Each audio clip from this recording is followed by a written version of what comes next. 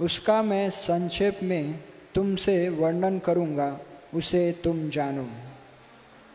तात्पर्य: भगवान अर्जुन को बताते हैं कि किस तरह कोई व्यक्ति केवल अपने वृत्तिपरक कार्य में लगकर परम सिद्धावस्था को प्राप्त कर सकता है। यदि यह कार्य भगवान के लिए किया गया हो, यदि मनुष्य अपने कर्म के फल को परमेश्वर की तुष्टि के लिए ही त्याग देता है, तो उसे ब्रह्म की चरम अवस्था प्राप्त हो जाती है। यह आत्म साक्षात्कार की विधि है। ज्ञान की वास्तविक सिद्धि शुद्ध कृष्ण भावनामृत प्राप्त करने में है। इसका वर्णन अगले श्लोक में किया जाएगा। तो हम गीता के इस श्लोक पर चर्चा करने से पहले मंगलाचरण का पाठ करेंगे। कृपया मेरे पीछे आप सब दोहराइए। ओम अज्ञानतिमिरान्धस्य ज्ञानाञ्जनशलाकया चक्षुरुन्मीलितं येन तस्मै श्रीगुरवे नमः। श्रीचैतन्यमनोभीष्टं स्थापितं येन भूतले स्वयं रूप कदा मह्यं ददाति स्वपदान्तिकम्। वन्देऽहं श्रीगुरो श्रीयुतपदकमलं श्रीगुरून् वैष्णवांश श्रीरूपं साग्रजातं सहगणरघुनाथान्वितं तं सजीवं साद्वैतं सावधूतं परिजनसहितं कृष्णचैतन्यदेवं श्रीराधाकृष्णपादान् सहगणललिता श्रीविशाखान्वितांश। हे कृष्ण करुणा सिंधो दीनबंधो जगत्पते गोपेश गोपिकाकांत राधाकांत नमोस्तुते। तप्त कांचन गौरांगी राधे वृंदावनेश्वरी वृषभानुसुते देवी प्रणमामि हरिप्रिये। वाञ्छाकल्पतरुभ्यश्च कृपा सिन्धुभ्य एव च पतितानां पावनेभ्यो वैष्णवेभ्यो नमो नमः। श्रीकृष्ण चैतन्य प्रभु नित्यानंद श्री अद्वैत गदाधर शिवासादि गौर भक्तवृंद। हरे कृष्णा कृष्णा कृष्णा हरे हरे, हरे राम राम राम हरे हरे।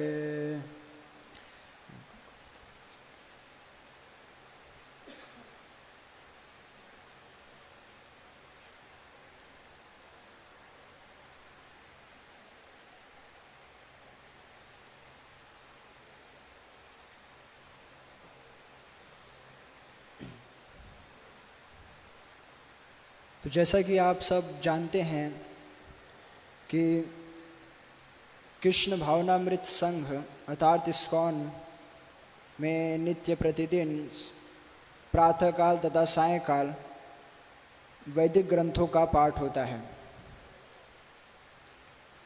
यह एक विशेषता है इस्कॉन की। आज भी हजारों मंदिरें हैं, हजारों संस्थाएं हैं, परंतु इस प्रकार का पाठ्यक्रम प्रस्तुत नहीं किया जाता। उन लोगों को शिक्षा प्रदान नहीं की जाती कि वो किस प्रकार से अपने जीवन के वास्तविक उद्देश्य को प्राप्त कर सकते हैं। वे मंदिर जरूर आते हैं, परंतु उन्हें ये नहीं पता होता कि वो क्यों आ रहे हैं।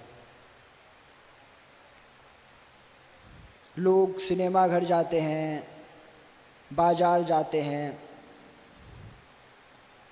मॉल जाते हैं, पार्क में जाते हैं, टॉकीज जाते हैं, जहाँ भी जाते हैं वो जा सकते हैं, वे जाते हैं और वे क्यों जा रहे हैं वो उनको पता होता है।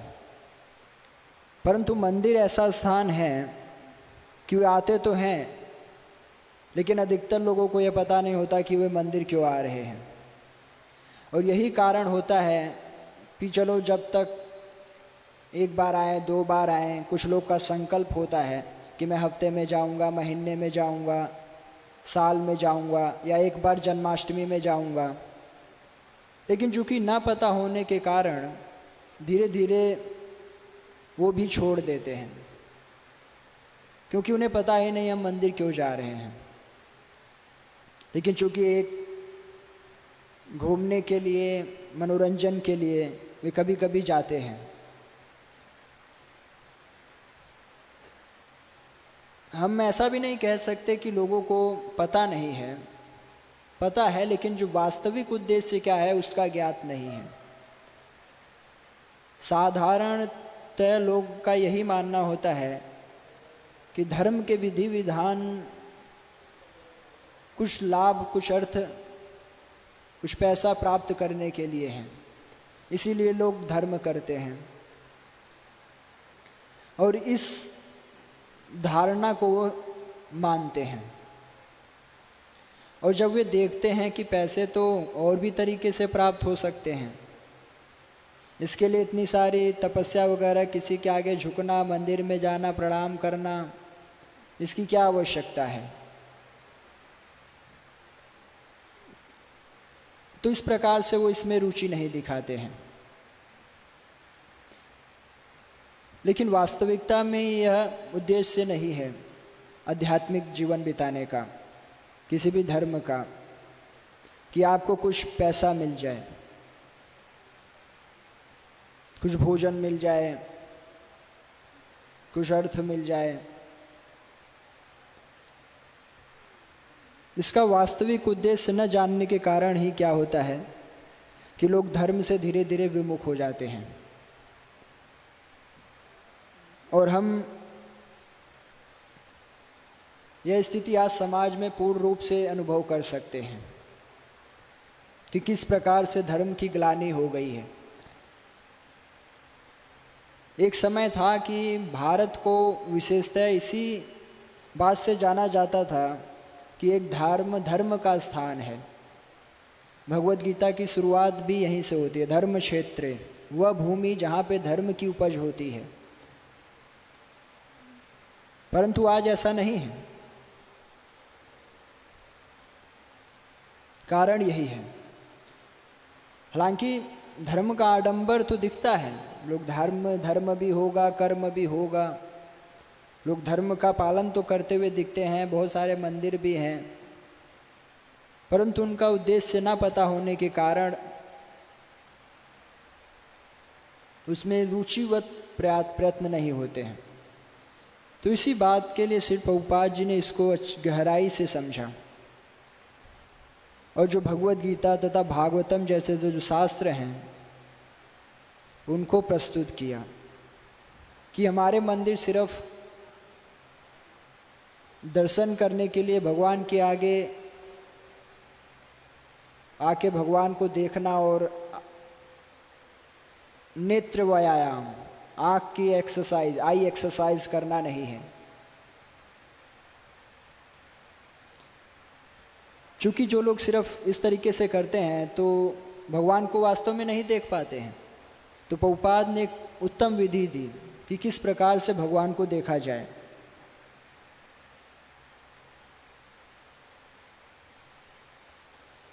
भागवतम में आता है श्रुतेक्षित पथ, भक्ति को श्रुतेक्षित पथ बताया गया है, अर्थात वह रास्ता, वह मार्ग जिसे व्यक्ति श्रवण करके देखता है, अन्यथा वो मार्ग दिखाई नहीं देगा आपको। तो इसीलिए इस मार्ग पे लोग चल नहीं पाते हैं, या लोग चलते हुए दिखाई भी नहीं देते हैं। क्यों? हालांकि यह सबसे उत्तम मार्ग है। यम लब्धवा चा परम लाभम मन्यते नाधिकम ततः, कि व्यक्ति इस प्रकार के अभ्यास से ऐसी वस्तु प्राप्त कर लेता है कि फिर वह उससे अधिक किसी चीज को नहीं मानता है कि इससे भी श्रेष्ठ कुछ है। लेकिन वो सुनता भी है कि ऐसी कोई वस्तु है, भगवान है, आत्मा है, परमात्मा है, एक दिव्य स्थान है, परंतु वो उसके प्रति कोई रुचि नहीं दिखाता, उसके प्रति कोई प्रयास नहीं करता। क्यों? क्योंकि जो राजपथ है उसके प्रति, उस मार्ग को, उस लक्ष्य को प्राप्त करने का, वह उसे अपने इन चर्म चक्षुओं के माध्यम से देखना चाहता है, और इस प्रकार से उसे कभी भी वह रास्ता नहीं दिखाई दे सकता। उस रास्ते पर, उस मार्ग पे वही चल सकता है जो कर्णों के माध्यम से देखता हो। तो इसीलिए इसे सुतेक्षित पथ कहा जाता है। श्रुत मतलब सुनना, इक्षित मतलब देखना। तो जो सुन के देखता है वही इस मार्ग पे चल सकते हैं। यही कारण है कि श्रीमद् भगवद गीता भी बहुत, लगभग 10,000 भगवद गीता पे टीकाएं हैं, व्याख्याएं हैं, और लगभग एक समय था कि हर किसी के पास भगवद गीता होती भी थी, परंतु कोई भी रुचि नहीं दिखाता है उन विषयों में। है, उन्हें कपड़ा में बंद करके कहीं पे रख दिया है, पूजा मंदिर में रख दिया है, घर में किसी कोने में। परंतु प्रभुपाद जी ने भगवान भी अपने मंदिरों में भगवान को स्थापित तो किए, लेकिन जो देखने की विधि है वह उन्होंने श्रवण बताई। अपने नेत्रों से देखने का प्रयास मत करो।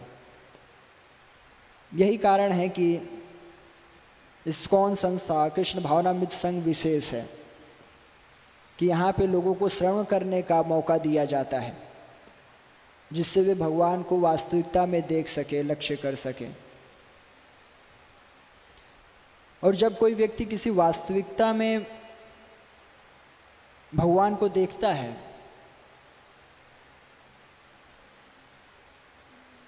तो निश्चित रूप से वो भगवान के प्रति आकर्षित होगा,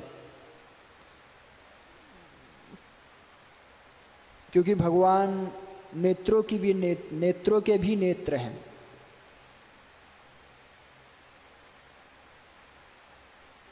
तो इस प्रकार से हम, तो आइए अब आज के श्लोक का श्रवण करते हैं। श्रीमद् भगवद गीता के प्रभुपाद जी के तात्पर्य के माध्यम से समझने का प्रयास करेंगे।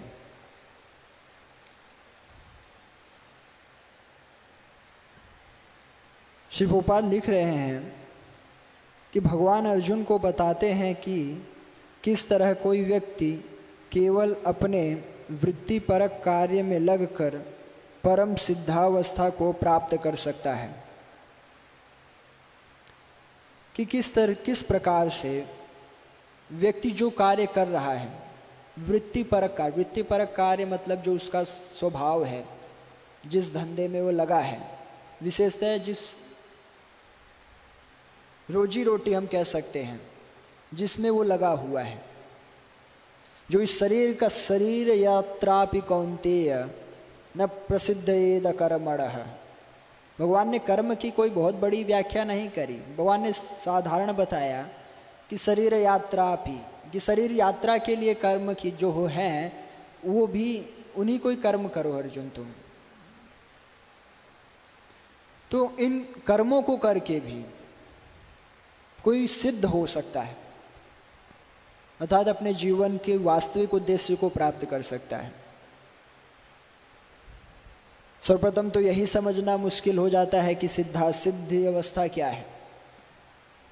आजकल सक्सेस यह शब्द बहुत प्रचलित है, हर कोई सक्सेस होना चाहता है, सफल होना चाहता है। लेकिन सिद्ध और सफलता में अंतर है। जब हम सफलता की बात करते हैं तो हमारा उद्देश्य आसपास के लोगों में, पड़ोसियों में, समाज में, उनके नेत्रों में हम बड़े होना हमारा उद्देश्य होता है। हम अपने आप को बड़ा दिखाना चाहते हैं कि हमारा पड़ोसी देखे कि मैं कितना बड़ा हूँ, या हमारे आसपास के लोग देखें, या हमारा पूरी कॉलोनी देखे, या पूरा शहर देखे, या पूरा देश देखे, या पूरा विश्व देखे। तो इस प्रकार से सफलताएं की अलग अलग व्याख्या है, परंतु वह स्वयं में कितना उन्नत है, कितना महान है, वो उस पर ध्यान नहीं देता है। और यही कारण है कि तथाकथित लोग जो कि सिद्ध अवस्था को प्राप्त भी करते हैं, जिनकी धारणा होती है कि यह जीवन में यह सफलता है, यह सिद्धि है, यह कुछ लाभार्थ है, तो वे देखे जाते हैं कि उन्हें एक ऐसे वो इस प्रकार की अवस्था में चले जाते हैं कि वे आत्महत्या तक कर लेते हैं। कुछ लोग सह लेते हैं तो जीवन भर काट लेते हैं। तथाकथित बड़े बड़े जो हम जिन्हें कहते हैं कि उन्होंने अपने जीवन में बहुत ऊंची अवस्था प्राप्त करी, बहुत सफल हुए, बहुत सक्सेस हुए अपने जीवन में, बहुत नाम कमाया, लेकिन ऐसा देखा जाता है दुनिया के बड़े बड़े टॉप बिलियनियर्स, वर्ल्ड में जो कि सबसे नंबर 1 पे अमीर थे, रिचेस्ट, वे तक आत्महत्या कर लेते हैं। आखिर वो उनके पास सब कुछ है, फिर भी ऐसा क्यों करते हैं? क्योंकि वास्तविकता में वे सक्सेस नहीं हुए, वे बस दूसरों की नज़रों में सक्सेस हुए, लेकिन स्वयं सक्सेस नहीं हुए। और जब वे इस अवस्था में पहुंचे, जब उन्हें यह ज्ञान हुआ या वे समझे कि मैं सफल नहीं हुआ, तो फिर बहुत देर हो चुकी होती है और फिर उन्हें कुछ भी नज़र नहीं आता है। जैसे कि कहा जाता है भागवतम में, एक दत्तात्रेय बताते हैं कि यह शरीर व्यक्ति का सबसे बड़ा गुरु है। जो लोग आध्यात्मिकता को नकारते हैं उनके लिए शरीर सबसे बड़ा शिक्षा का स्रोत है।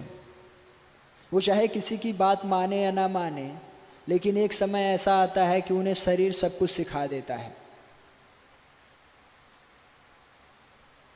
हो सकता है युवावस्था में कुछ स्वस्थ, कुछ क्षण अच्छे हों जिसमें वो गर्वित रहे और इसके प्रति ध्यान दे या ना दे, लेकिन एक अवस्था आती है कि उस समय, जिस समय आंखों से कुछ दिखाई नहीं देता, बाल झड़ जाते हैं, झुर्रियाँ पड़ जाती हैं, चाहे कितनी क्रीम पे क्रीम, मेकअप पे मेकअप करते रहो, आंखों में गड्ढे हो जाते हैं, खून में बीमारी, हड्डी में बीमारी, मुंह में बीमारी, दांत में बीमारी, प्रत्येक अंग स्खलित हो जाता है। मुंडम पलितम दसन विहीनम जातम तुंडम। लेकिन फिर उन्हें ज्ञान होता है, लेकिन अब बहुत देर हो चुकी होती है और वे कुछ भी नहीं प्राप्त कर पाते हैं। श्री भक्ति सिद्धांत सरस्वती ठाकुर एक उदाहरण प्रस्तुत किया करते थे। आजकल के तथाकथित वे लोग जो क्या हैं, जिन्हें हम सक्सेसफुल कहते हैं, जो सफल कहते हैं, तो वास्तव में उनकी सफलता में कुछ है नहीं, लेकिन फिर भी दिखते हैं सफल, क्योंकि ये क्या है, माया का प्रभाव है।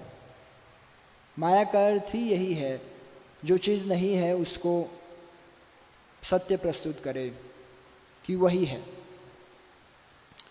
जैसे कि एक बार बता रहे थे कि किसी गांव में एक सर्कस लगा। सर्कस आप सब जानते होंगे, सर्कस का क्या मतलब होता है।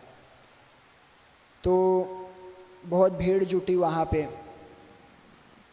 तो उसमें से एक व्यक्ति था जो सबसे पीछे था।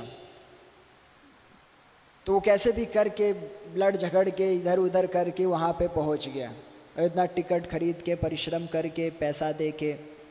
तो जब अंदर गया वो पंडाल में, तो दे पाता है कि कुछ भी नहीं है अंदर। तो चिल्लाने लगा, रे क्या है, मैं ऐसे आया, मैं इतनी मेहनत करी, मैंने इतने पैसे दिए, अब यहाँ पर कुछ भी नहीं है, आप सब आडंबर करे हो, क्या करे हो, दुनिया को जट रहे हो। तो उसने कहा अच्छा हम बताते हैं। तो फिर क्या किया उसने, 2-4 मुष्टंडे रखे थे और उनको बुलाया, और फिर उसकी धुलाई हुई बहुत अच्छे से। तो जब धुलाई हुई तो फिर अब मुंह नीचे करके बाहर निकला। तो बाहर निकला तो अब लोगों को क्या बोले, अब उसे शर्म आएगी बोलते हुए कि मैं तो इतनी मेहनत करके पूरा जीवन लगा दिया और मुझे ये सब प्राप्त हुआ, कैसे बोलूँ लोगों को। तो लोगों ने पूछा कैसा लगा सर्कस, कैसा लगा सर्कस, मज़ा आया, क्या मज़ा आया। उसने बोला हाँ हाँ बहुत मज़ा आया, बहुत मज़ा आया, बहुत। तो यही स्थिति आजकल भी है। तथाकथित जो सफल लोग हैं, साधारण लोग उनको देख के, जैसे आज कहते हैं कि कैसा है आप, बहुत सफल है, हाँ हाँ हाँ बहुत सफल है, बहुत सफल है। यही कारण है कि आईआईटी इंस्टीट्यूशंस, आईएएस कोचिंग वगैरह इतनी फेमस हैं, लेकिन लोगों को ये नहीं पता कि बाद में उनके साथ क्या होता है। उसके बारे में लोगों को नहीं पता कि आईएएस क्या करता है, आईआईटीएन क्या करता है। आईएएस अगर सीएम बोले कि उसे टॉयलेट साफ करना है तो वो भी करना पड़ेगा। उसके खाने से पहले वो खाना खाता है, उसकी चप्पल उसके पास सदैव रहनी चाहिए। एक बार न्यूज़ में आया, कोई मिश्रा जी थे, तो मायावती उस उत्तर प्रदेश की मुख्यमंत्री थी, ये रियल घटना है। तो न्यूज़ में कवरिंग हुई कि वो चप्पल उठा रहे थे उसकी, सीएम की, आईएएस थे। अब चूंकि समाज में तो आईएएस आईएएस आईएएस जिला अधिकारी, डिस्ट्रिक्ट मजिस्ट्रेट बड़ा फेमस है, तो भाई बताया गया न्यूज़ वाले, अरे आप ऐसा कैसे कर रहे हैं, आप इतने बड़े व्यक्ति हैं, इतने बड़े व्यक्ति हैं। तो उसने बोला ये मेरी सेवा है, उसकी चप्पल उठाना मेरी सेवा है, सब पूर्ण रूप से उसका ख्याल रखना मेरी सेवा है। तो ये लोगों को समाज में नहीं बताया जाता है कि उसके बाद वो क्या कर रहे होते हैं, कि किस प्रकार से 18-18 घंटे तक दिन रात एक कर देनी होती है। तो आज तो इस प्रकार से सिद्धावस्था की जो यहाँ पे प्रभुपाद बात कर रहे हैं, वे आजकल की तथाकथित सिद्धावस्था की बात नहीं है, सक्सेसफुल लाइफ की बात नहीं है कि आपके पास 2 वक्त अच्छे से खाने के लिए रोटी हो। निश्चित रूप से यह आवश्यक है हमारे जीवन में कि कम से कम आपके पास खाने की कमी ना हो, आपके पास 2 वक्त की रोटी अवश्य होनी चाहिए। लेकिन यह भी एक सत्य है कि उसके लिए 24 घंटे खटना यह कोई विशेष बात नहीं है। लेकिन आजकल की तथाकथित सरकार व्यवस्था इस प्रकार से है कि आपको खटना ही पड़ेगा 12-12 घंटे, 24-24 घंटे, 2 वक्त की रोटी के लिए ही आपको ऐसा खटना पड़ेगा। ऐसा सिस्टम ही बन चुका है। तो इस प्रकार से आजकल के अगर हम परिवेश में देखें कि किस प्रकार से लोग वित्तीयपरक कार्यों को करके ही आध्यात्मिक सिद्धावस्था को प्राप्त कर सकते हैं, तो वह पूर्ण रूप से मान्य नहीं है।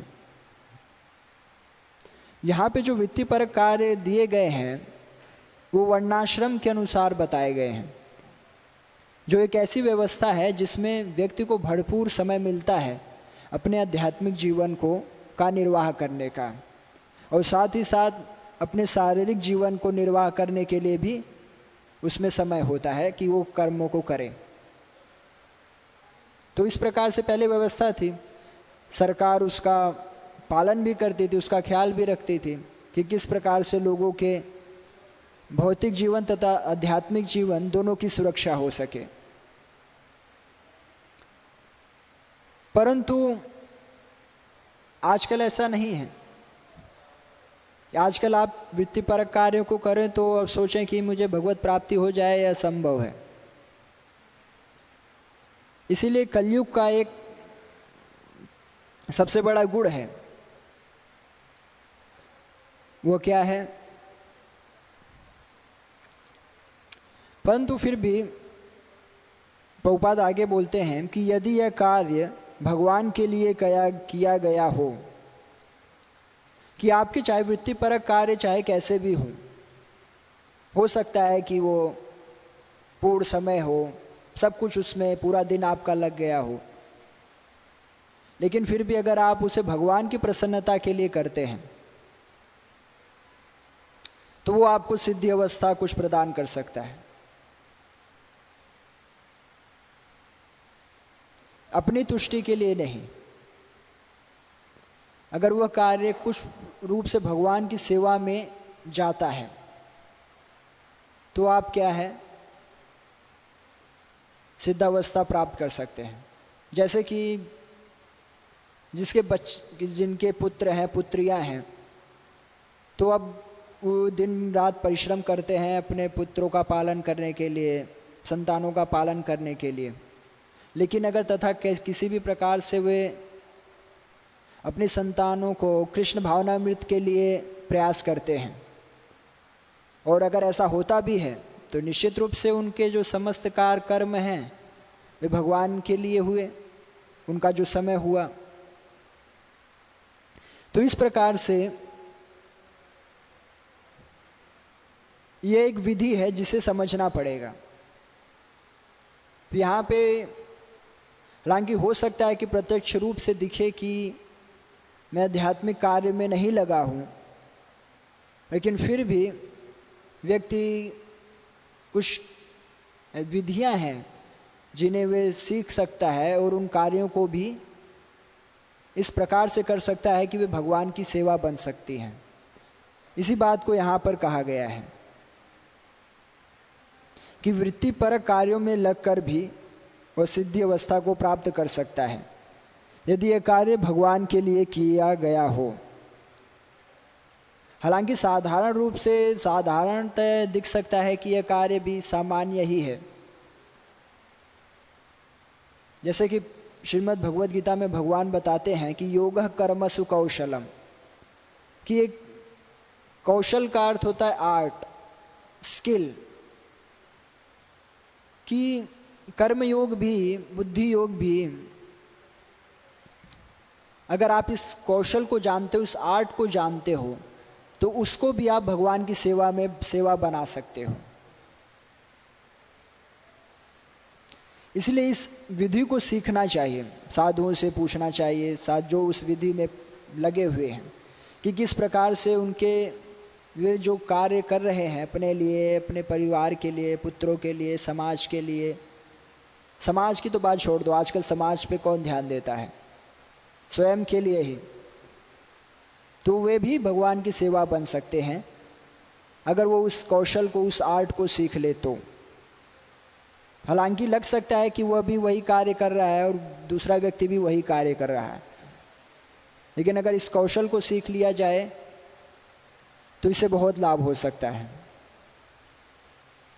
उदाहरण के रूप से एक अपराधी है, उसके पास भी छुरा होता है, चाकू होता है, और एक डॉक्टर है, उसके पास भी होता है, परंतु वही चाकू किसी दूसरे व्यक्ति की जान लेता है और वही चाकू किसी की आत्मरक्षा करता है। तो ये विधि अगर सीख लिया जाए तो व्यक्ति अपने वृत्तिपरक कार्यों को भी, अपने ऑक्यूपेशन को भी भगवान की सेवा में लगा सकता है, और इस तरीके से उसे क्या है, जीवन की जो वास्तविक सिद्धि है, जो आध्यात्मिक सिद्धि है, जो आत्मगति है, जो उससे वह अपनी सिद्ध अवस्था को प्राप्त कर सकता है, जैसा कि श्री प्रभुपाद यहाँ पे संस्तुति कर रहे हैं। आगे श्री प्रभुपाद लिखते हैं, यदि मनुष्य अपने कर्म के फल को परमेश्वर की तुष्टि के लिए ही त्याग देता है तो उसे ब्रह्म की चरम अवस्था प्राप्त हो जाती है। कि जो कर्म है उसका कुछ फल जो है परमेश्वर में भी लगे। अब यह कैसे होता है, यह उसे सीखना चाहिए, जैसा कि आप सबको बताया गया। तो उसका फल क्या होता है, तो उसे ब्रह्म की चरम अवस्था प्राप्त हो जाती है। यहाँ पर अब वह सिद्धावस्था जो प्रभुपाद ने अभी पूर्व कहा था, यहाँ पे प्रभुपाद उसको और विश्लेषण कर रहे हैं कि सिद्धावस्था का मतलब क्या होता है। जैसा कि आप सबको अभी बताया गया कि जो हम सामान्य रूप से हम जो समाज में देखते हैं सफलता, वो वास्तव में सफलता नहीं है। तो वो सफलता ऐसा भी नहीं है कि हम उसे बिल्कुल भी महत्व ना दें, निश्चित रूप से जीवन निर्वाह तक के लिए पर्याप्त है, इससे अत्यधिक नहीं। तो वास्तविक सफलता क्या है, व्यक्ति को यह समझना चाहिए। यहीं पर इस बात की पुष्टि की गई है कि सिद्धिम प्राप्तो यथा ब्रह्म, यहाँ पर भी ब्रह्म वो क्या है कि ब्रह्म की चरम अवस्था, ब्रह्म की अवस्था, जो ब्रह्म अवस्था है उसी को कहा जाता है सिद्धावस्था, उसी को परफेक्शन भगवद गीता के अनुसार, शास्त्रों के अनुसार, या वास्तविक सिद्धि, वास्तविक सफलता बोला जाता है। जब तक व्यक्ति क्या यह क्लियर नहीं है, वो यह नहीं समझता कि वह क्या सिद्धि है, क्या सफलता है, तब तक वह इन आध्यात्मिक कार्यों में अपने आप को पूर्ण रूप से प्रयोजित नहीं कर सकता है। अगर वो आध्यात्मिक कार्यों का अर्थ सिर्फ यही समझता है कि धन कमाना है, तो निश्चित रूप से वह बिल्कुल भी इन कार्यों में रुचि नहीं दिखाएगा, और जो इन कार्यों में लगे हुए हैं उनकी दिन भर निंदा करेगा और उसी को अपना धंधा बना लेगा, उनका निंदा करना। लेकिन जो समझता है वास्तव में जीवन की चरम सिद्धि क्या है, इन आध्यात्मिक मार्गों का क्या प्रयोजन है, वही इन मार्गों पर चल सकता है। और वो क्या है, ब्रह्म की अवस्था। अब हम समझते हैं ये ब्रह्म अवस्था क्या है।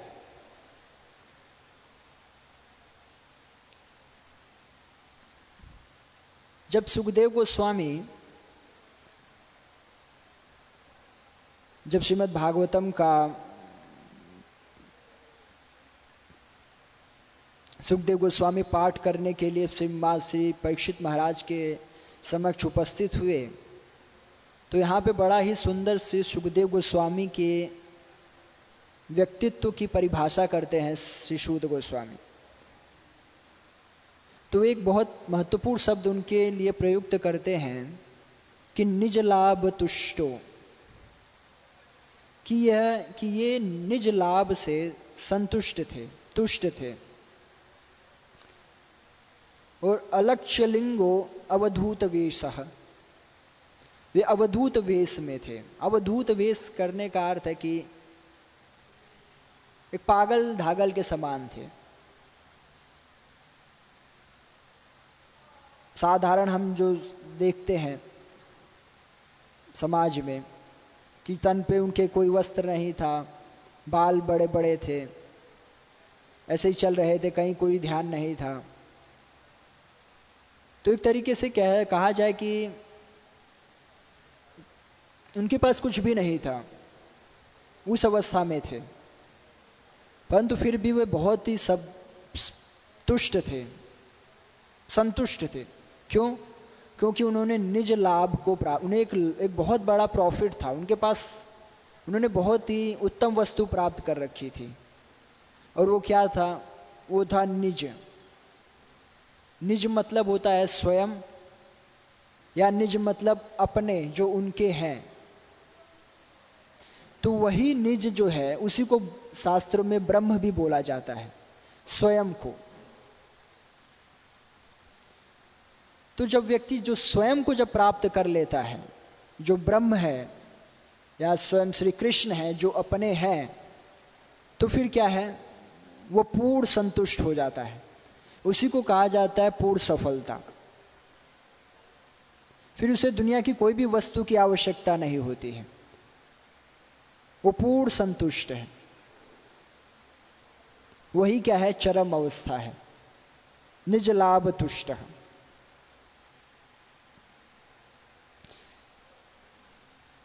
यह आत्म साक्षात्कार की विधि है। ज्ञान की वास्तविक सिद्धि शुद्ध कृष्ण भावनामृत प्राप्त करने में है। अब यहाँ पे श्री प्रभुपाद बता रहे हैं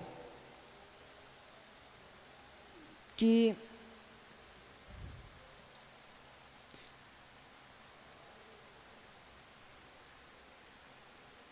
यह वास्तविक सिद्धि है कि अगर हम ब्रह्म को प्राप्त करते हैं, भगवान को प्राप्त करते हैं, जो हमारे स्वयं हैं, जो वास्तविक हमारे निज जन हैं।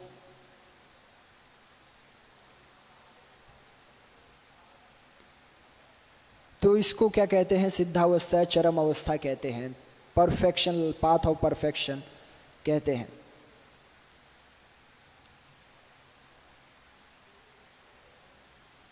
और जब उसको इस बात का ज्ञान हो जाता है तो फिर उसे क्या करना होता है? तो उसे कृष्ण भावनामृत को स्वीकार करना होता है।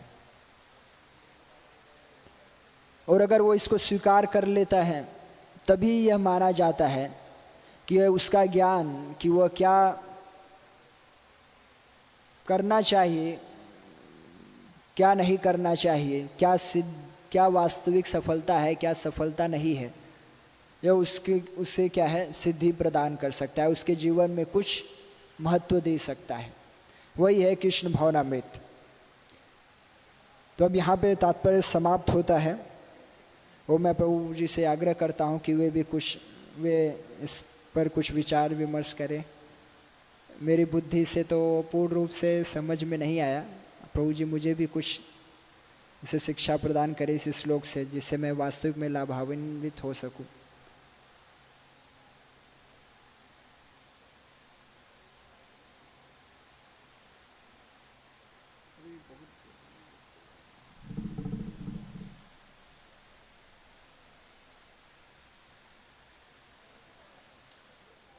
हरे कृष्णा, धन्यवाद।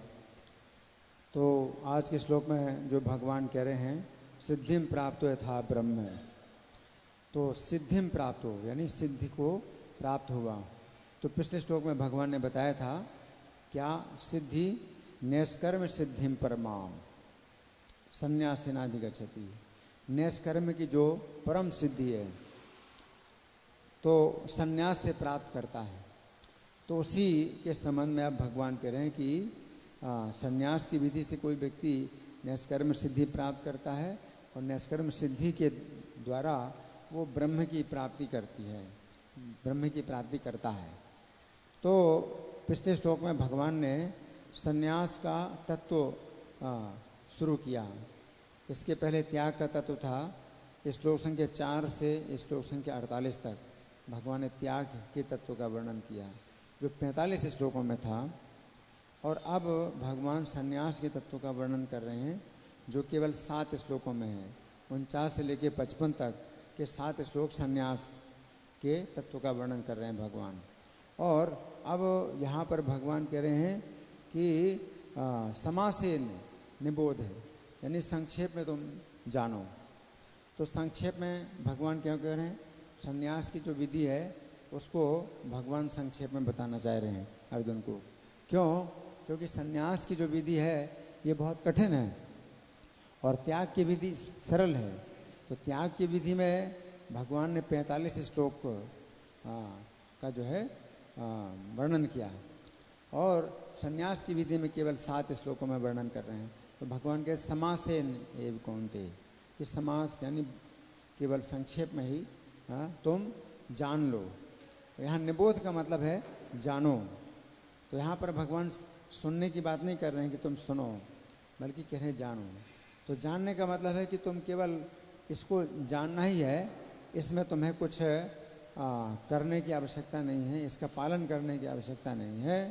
इसको ऊपर ऊपर से जान लो, क्योंकि मैं संक्षेप में तुम्हें बता रहा हूँ। तो इन 7 श्लोकों में भगवान ने जो वर्णन किया है, तो वो आगे चल कर के बहुत कठिन विधि बताते हैं कि विविध से भी बिल्कुल एकांत में रहना है, लघ्वासी बहुत थोड़ा खाना है। तो ये जो विधि हैं तो ये पहले के युग में लोग करते थे संन्यास की विधि के द्वारा। इस समय संन्यास की जो विधि है कलयुग में वो केवल प्रचार करने के लिए है। तो पहले जो संन्यास की विधि थी वो बिल्कुल एकांत में रहना है और खाना बहुत कम है, ध्यान योग परो नित्यम, ध्यान योग के परायण रहना है। तो कोई प्रचार का जो है मतलब कार्यक्रम नहीं होता था। तो इसलिए कठिन है। कलयुग में जो विधि है तो वो प्रचार की विधि है। तो कोई व्यक्ति सन्यासी होता है या कोई भी अवस्था में होता है तो वो जो है प्रचार करे, तो कलयुग में प्रचार की आवश्यकता है, क्योंकि शासन की ओर से प्रचार नहीं होता है। कलयुग में जो शासन है वो शूद्रों का है। तो इसलिए जो प्रचार की आवश्यकता कलयुग में है। ये आंदोलन जो है प्रचार का आंदोलन है। लेकिन प्राचीन काल के जो राजा होते थे तो वे अपनी प्रजा में वर्ण की व्यवस्था करते थे, और जो व्यक्ति जिस वर्ण का है वो उसी वर्ण का कार्य करे, और राजा की ओर से आजीविका प्राप्त होती थी। तो जीवन वृत्ति जो है राजा की ओर से मिलती थी। तो ब्राह्मण है वो ब्राह्मण का कार्य करे, क्षत्रिय क्षत्रिय का कार्य करे। तो इस तरह से राजाओं के द्वारा होता था। तो आज के श्लोक में भगवान कह रहे हैं कि ब्रह्म आपनोति, ब्रह्म को प्राप्त करता है। तो जहाँ ब्रह्म शब्द का प्रयोग है, भगवान कह रहे हैं कि ब्रह्म को प्राप्त करता है? तो यहाँ ब्रह्म का अर्थ भगवान है, क्योंकि प्राप्ति जो होती है वो भगवान की होती है, ब्रह्म की प्राप्ति नहीं होती है। ब्रह्म में तो कोई व्यक्ति स्थित होता है, ब्रह्म भूतः प्रसन्नात्मा। तो श्लोक संख्या 54 में भगवान कहेंगे ब्रह्म भूतः प्रसन्नात्मा। या 53 में ब्रह्म भूयाय कल्पते, ब्रह्म भूत होने के जो है योग्य होता है। तो ब्रह्म में जो है कोई व्यक्ति स्थित होता है, ब्रह्मभूत होता है, ब्रह्म की प्राप्ति नहीं करता। जहाँ ब्रह्म की प्राप्ति की बात आती है तो वहाँ पर समझना चाहिए कि वो भगवान है, भगवान की प्राप्ति होती है। और निष्ठा ज्ञानस्य अपरा, यहाँ पर ज्ञान की परानिष्ठा बताई गई है कि ज्ञान की परानिष्ठा। तो ज्ञान की जो परानिष्ठा क्या है? भगवान को ही जानना है। क्योंकि ज्ञान की अलग अलग स्तर होते हैं। ब्रह्म ज्ञान है, परमात्मा ज्ञान है और भगवत ज्ञान है ना। तो जो ब्रह्म ज्ञान है वो भी पूर्ण नहीं होता, और परमात्मा ज्ञान भी पूर्ण नहीं होता। ये कह सकते हैं कि ब्रह्म ज्ञान पूर्ण है तो परमात्मा ज्ञान पूर्णतर है, और भगवत ज्ञान पूर्णतम। तो पूर्ण है और पूर्णतर है और पूर्णतम है। तो यहाँ पर निष्ठा ज्ञानस्य या परा, ज्ञान की जो परानिष्ठा है तो उसको भगवान कह रहे हैं कि मैं तुम्हें बताऊंगा। फिर कौनते शब्द का प्रयोग कर रहे हैं भगवान कि तुम कुंती के पुत्र हो। तो कुंती महारानी भी इस विधि का पालन नहीं करती हैं। वे भी कहती हैं तथा परमहंसा नाम मुनि नाम अमलात्मा नाम भक्ति योग विधानार्थम कथम पश्येमि स्त्रियः, कि आप का जो अवतार हुआ है वो परमहंसों के लिए है, कि परमहंस कैसे भक्ति योग को प्राप्त करेंगे। तो परमहंस जो है सन्यासी अंत में भक्ति योग प्राप्त करते हैं। तो 7 श्लोकों में भगवान बताते हैं। इस श्लोक संख्या 55 में भगवान बताते हैं भक्तिया माम अभिजानाति। तो सन्यास की विधि से बहुत कठिन विधि के द्वारा कोई व्यक्ति भक्ति योग प्राप्त करता है। तो भक्ति योग ही अगर प्राप्त करना है तो इतनी कठिन विधि से क्यों जाएं। तो कुंती महारानी कहते हैं कि हम तो स्त्रियां हैं, हम स्त्रियां हैं, कथम पश्येमि स्त्रियः, तो हम स्त्रियां, हम कैसे इस विधि को अपना पाएंगी। तो कुंती महारानी इस विधि का जो है पालन नहीं करती हैं और वो इसको बहुत कठिन मानती हैं। तो यहाँ पर भगवान अर्जुन से भी कह रहे हैं कि तुम्हें इस विधि का पालन नहीं करना है। और जो त्याग की विधि है तो इसमें चूँकि समर्पण करना होता है, अपने कर्म से ही भगवान की पूजा करनी होती है। तो चूँकि भगवान की भावना में कोई व्यक्ति कर्म करता है और कर्म के द्वारा भगवान अपने कर्म के फल को अर्पित करता है भगवान के लिए ही। तो इस प्रकार से जो विधि है वो बड़ी आसान हो जाती है। तो भगवान 48वें श्लोक में कहते हैं, जो त्याग के विषय का अंतिम श्लोक है, उसमें भगवान कहते हैं सहजम कर्म कौन्ते सदोषम अभिनाति जेत। जो सहज कर्म है वो दोष युक्त होते हुए भी नहीं त्यागना चाहिए। सर्वारंभ है दोषण धूमेनाग्निरिवावृता। तो जितने भी कर्म हैं उन सब में कुछ न कुछ दोष अवश्य होता है। जैसे कि अग्नि में धुआं थोड़ा हो या ज़्यादा हो, अग्नि में धुआं जरूर रहता है। तो इस प्रकार से वो जो है भगवान कह रहे हैं कि सहज कर्म का त्याग नहीं करना चाहिए। तो त्याग की विधि में भगवान बताते हैं कि कर्म का त्याग नहीं करना चाहिए। और संन्यास की विधि में जो भगवान बताते हैं वो बिल्कुल एकांत में और बिल्कुल कोई कार्य नहीं करना, इस तरह से भगवान बताते हैं। हाँ, आपका कोई प्रश्न?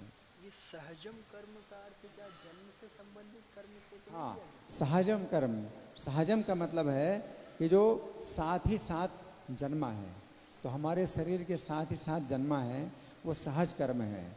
तो सहज कर्म का मतलब है कि जो ब्राह्मण, क्षत्रिय, वैश्य, शूद्र, ये जो 4 वर्ण हैं, तो ये जन्म के साथ ही होते हैं, और जैसे ही बच्चा कुछ विकसित हो जाता है तो उसकी जो स्वाभाविक प्रवृत्ति है वो जानने के लिए परीक्षा की जाती है। हाँ, तो वो जन्म के आधार पर किसी का वर्ण नहीं होता भी किसके परिवार में पैदा हुआ है, किसका पुत्र है, ब्राह्मण का पुत्र है तो वो ब्राह्मण होगा, ऐसा नहीं है। यहाँ पर भगवान के सहजम कर्म कौन थे? कुछ कर्म ऐसे हैं जो साथ ही साथ पैदा हुए हैं, तो वो व्यक्ति के साथ जो कर्म पैदा हुआ है तो वो जरूरी नहीं है कि उसके पिता के जैसे कर्म हैं उसी के इसके भी उसके ऐसे कर्म होंगे। तो जो ब्राह्मण का जो स्वाभाविक कर्म है, तो किसी व्यक्ति का जो है साथ में पैदा हुआ है, तो जैसे 5 वर्ष की अवस्था का बालक होता है तो उसकी स्वाभाविक कर्म को जानने के लिए उसके सामने कुछ चीज़ें रखते हैं, तो जैसे ग्रंथ रख दिए, है ना। तो अगर वो बच्चा ग्रंथ की ओर जाता है, फिर 5 वर्ष की अवस्था में उससे कुछ ज्ञान हो जाता है सब प्रकार के कर्मों का, तो ग्रंथ की ओर जाता है तो ब्राह्मण पहचान लीजिए, ब्राह्मण स्वभाव का है। और कुछ हथियार रख देते हैं, हथियारों की ओर जाता है तो जान लेते हैं क्षत्रिय स्वभाव का है। और बही खाते रख देते हैं, अगर उधर जाता है तो समझ लेते हैं वैश्य स्वभाव का है। और अगर कुदाल, फावड़ा, कुछ ऐसे जो औजार होते हैं मजदूरों के, तो वो रख देते हैं तो जान लेते हैं, उधर जाता है तो जान लेते हैं ये शूद्र स्वभाव का है। तो ये बालक के सहज कर्म की जो परीक्षा है वो ली जाती थी प्राचीन काल में, लेकिन फिर जो है रूढ़ियाँ इस तरह से फिर समय के अनुसार हो जाती हैं कि फिर उन रूढ़ियों के द्वारा फिर लोग जो है वर्ण का जो निश्चय है वो केवल इसी आधार पर करते हैं कि किस परिवार में पैदा हुआ है। तो जिस परिवार में पैदा हुआ है उसी का मतलब उसका वर्ण निश्चित कर देते हैं। लेकिन प्राचीन काल में ऐसा नहीं था, प्राचीन काल में वो था। तो जैसे भगवान ऋषभदेव के 100 पुत्र हुए, तो 100 पुत्रों में जो सबसे बड़े थे भरत महाराज, तो वो जो है क्षत्रिय हैं। 81 जो थे वो जो है बड़े श्रेष्ठ ब्राह्मण हुए, और जो 9 थे वो परमहंस वैष्णव हुए। तो इस तरह से 100 पुत्रों में मतलब एक भरत महाराज थे जो क्षत्रिय थे, और 9 उनसे और जो छोटे थे तो वो उनके अधीनस्थ थे। तो इस प्रकार से जो है भरत महाराज और उनके छोटे जो 9 पुत्र, उनके जो 9 भाई, तो वो क्षत्रिय माने गए, और जो शेष हैं वो ब्राह्मण, और कुछ 9 ऐसे थे जो परमहंस जो है माने गए। तो ये सब जो है जो निश्चय हुआ तो उनके स्वाभाविक कर्मों से निश्चय हुआ। उसी प्रकार से मनु के भी जो पुत्र हुए 10 पुत्र हुए, है ना। तो उनमें से प्रसद्ध नाम का एक पुत्र था, तो उसको शूद्र घोषित किया वशिष्ठ मुनि, तुम शूद्र हो। तो ये सब जो सहज कर्म है वो क्या है कि किसी व्यक्ति के यह स्वाभाविक कर्म होते हैं जो जन्म से होते हैं। लेकिन कलयुग में क्या है, ब्राह्मणों की कमी है, तो ब्राह्मण का प्रशिक्षण दे करके किसी को ब्राह्मण बनाया जाता है, क्योंकि समाज का संतुलन आवश्यक है कि ब्राह्मणों की कमी है। तो संतुलन को बनाने के लिए कोई भी व्यक्ति जो है ब्राह्मण बनाने के लिए अवसर प्राप्त करता है। तो इस हरि के संतुलन में किसी व्यक्ति को ब्राह्मण बनने का अवसर दिया जाता है, क्योंकि कलयुग में ब्राह्मणों की कमी है, और ब्राह्मण की कमी अगर होगी तो समाज का संतुलन बिगड़ जाएगा। इसलिए इस तरह से होता है। तो भगवान ये कह रहे हैं त्याग की विधि में कि कर्म का त्याग नहीं करना है, कर्म जो है अगर दोष युक्त हो तो भी नहीं त्यागना चाहिए। और इसमें संन्यास की विधि में भगवान जो बताते हैं कि संन्यास की विधि में वो सब प्रकार के कर्म त्याग करके बिल्कुल एकांत में रहे और खाना पीना नहीं के बराबर ध्यान योग में लगा रहे। तो इस विधि के द्वारा व्यक्ति जो है ब्रह्म की प्राप्ति करेगा, ब्रह्म में स्थित होगा, फिर परमात्मा का अनुभव हो करेगा। इसके बाद फिर भगवान को वो जान पाएगा, भक्ति के द्वारा भगवान को जान पाएगा। इस तरह से भगवान बता रहे हैं। धन्यवाद। ग्रंथराज श्रीमद् भगवद गीता की जय। श्रील प्रभुपाद की जय।